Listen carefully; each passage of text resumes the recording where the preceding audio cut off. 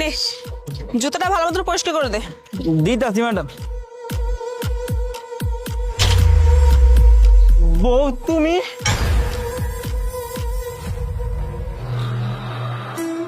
তুমি এখানে কি করতেছো?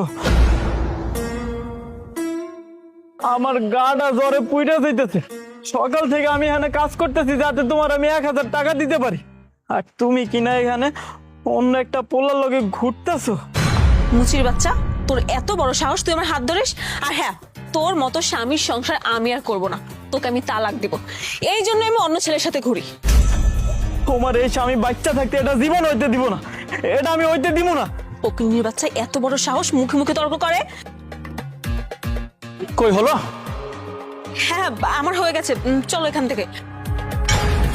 তো তুমি জুতোটা তো ক্লিন করাও নেই। আরে বাবা বললাম তো হয়ে গেল, তুমি চলো না এখান থেকে, চলো।